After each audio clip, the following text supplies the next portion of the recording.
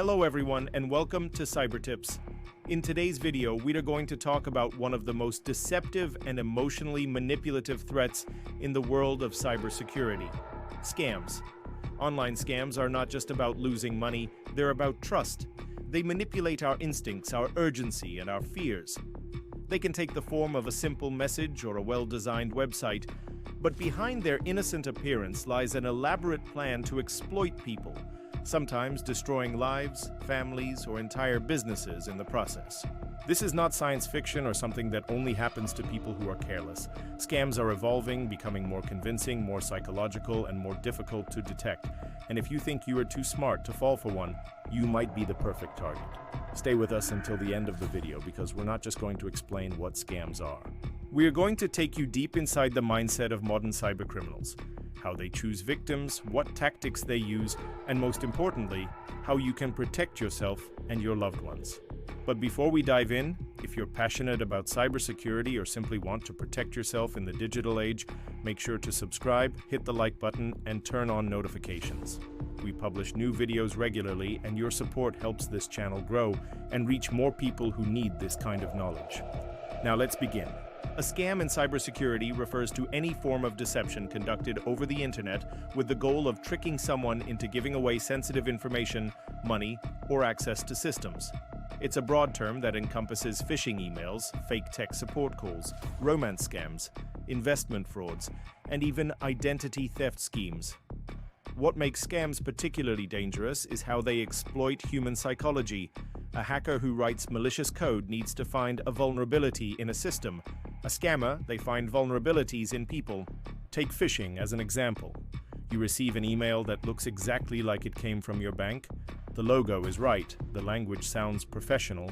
The link leads you to a page that's identical to your login page. You're told there's suspicious activity on your account and you must verify your identity. You feel anxious, you click, you enter your credentials, and just like that, the attacker has access to your account. But phishing is just one type of scam. Let's talk about romance scams. Romance scams often begin on dating apps or social media platforms. A scammer creates a fake profile, steals photos of attractive people, and builds a relationship with the target. It starts with compliments and friendly conversations. Then it turns into emotional manipulation. They say they've fallen in love. They talk about meeting you, and eventually they need money. For a plane ticket, a hospital bill, a visa issue. You think you're helping someone you care about, but you're actually funding a criminal operation. The tragedy of romance scams is not just financial, it's emotional devastation. Victims feel embarrassed, betrayed, ashamed. Many don't even report the crime because they blame themselves. Investment scams are another major threat. A common one is the get-rich-quick cryptocurrency scheme. You're promised unbelievable returns, shown fake testimonials, and guided through a seemingly legitimate website.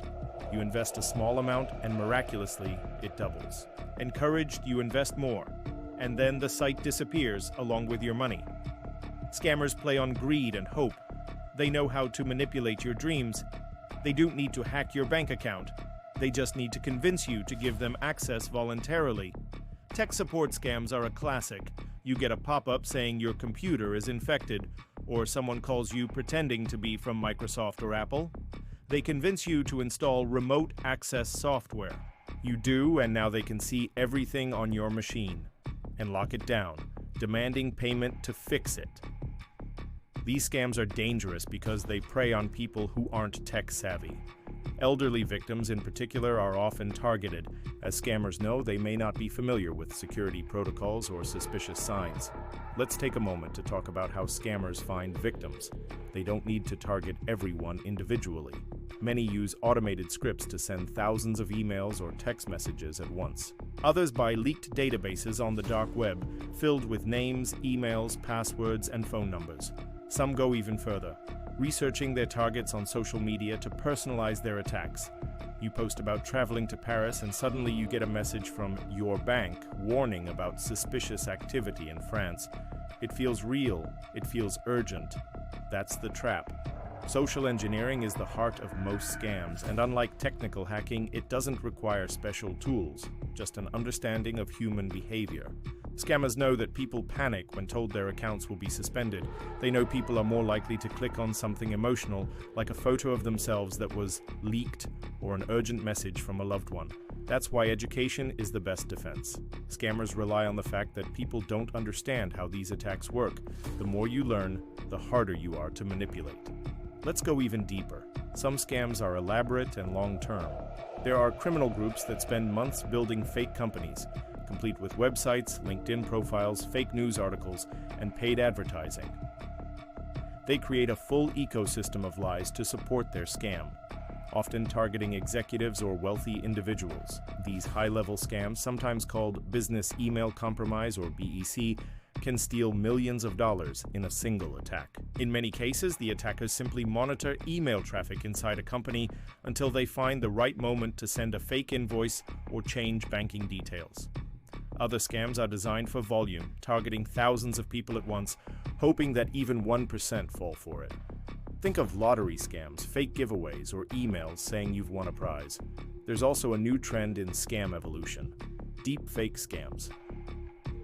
With the rise of AI tools, scammers can now replicate voices or videos to impersonate real people. Imagine getting a video message from your CEO asking for a wire transfer. It looks like them, it sounds like them, but it's completely fake.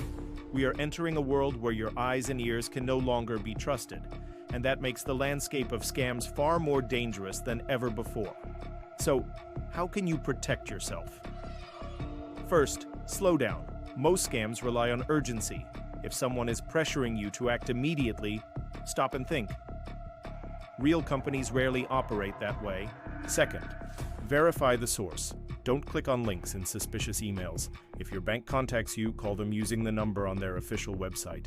If someone says they're in trouble, try contacting them through another method. Third, use two-factor authentication. Even if a scammer gets your password, they'll need a second form of verification. Fourth, keep your software up to date. Many scams rely on old vulnerabilities in browsers or operating systems. Fifth, talk about scams. Share what you learn with family, especially older relatives who may be more vulnerable. Normalizing conversations about scams makes everyone safer. And finally, trust your instincts. If something feels off, it probably is. Let's wrap this up with something important. Falling for a scam doesn't mean you're stupid. It means someone manipulated you. And they're experts at doing that. What matters is how you respond, learn, and protect yourself moving forward. Cyber criminals are getting smarter, but so are we. By staying informed, asking questions, and being cautious, we make it harder for them to succeed. Thanks for watching Cibertips. If you found this video helpful, give it a like, leave a comment below sharing your experience or questions, and don't forget to subscribe for more videos like this. Together, we can make the internet a safer place.